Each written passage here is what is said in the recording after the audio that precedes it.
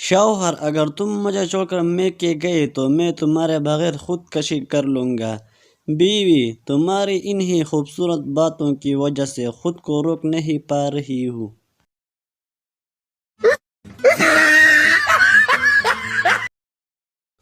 ایک مقدمے میں جج نے ملزمہ سے پوچھا، تمہیں اپنے شوہر کو چائے میں زہر ملا کر دیتے وقت ترس نہیں آیا؟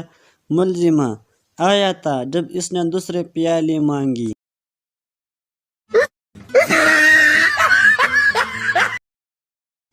ڈاکٹر نے مریض سے کہا، میں نے جو تمہیں کھانے کے لیے کہا تھا وہ تم نے کھایا؟ مریض نے جواب دیا، کوشش تو بہت کی تھی مگر کامیاب نہ ہو سکا۔ ڈاکٹر نے کہا، کیا بے وقوفی ہے، میں نے کہا تھا کہ جو چیزیں تمہارا 3 سالہ بچہ کھاتا ہے وہی تم کھاؤ، تم سے اتنا بھی نہیں ہو سکا۔ مریض نے بے بسی سے جواب دیا، ہاں ڈاکٹر صاحب، لیکن میرا بچہ تو موم بتی، کوئلہ، مٹی اور جوتے کے فیتے وغیرہ کھاتا ہے۔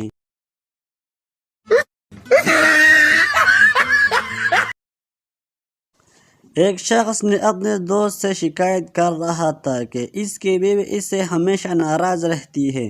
دوست نے اس سے مشورہ دیا کہ عورت کتنی ہی خفا کیوں نہ ہو، تعریف سے خوش ہو جاتی ہے۔ آج شام کے کھانے پر اس کے پکائے ہوئے سالن کی تعریف کر دینا۔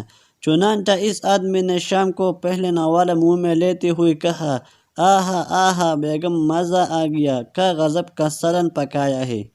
بیوی کھانا چھوڑ کر رونے بیٹھ گئی۔ خاوند نے وجہ پوچھی تو بیوی نے کہا، تم نے میرے کسی چیز کی تعریف نہیں کی۔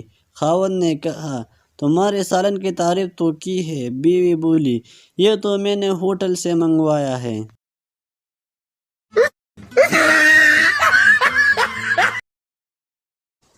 لکھنؤ میں 2 بچے لڑ رہے تھے۔ ایک نے کہا کہ اگر آپ ہماری بات نہیں مانیں گے تو ہم آپ کے والد محترم کے شان میں گستاخانہ کلمات پیش کریں گے۔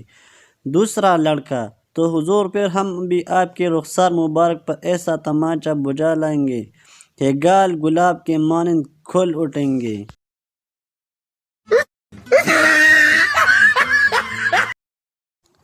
ایک ایکٹریس کا 15 سالہ بچی نے پوچھا، مما آپ کی عمر کیا ہوگی؟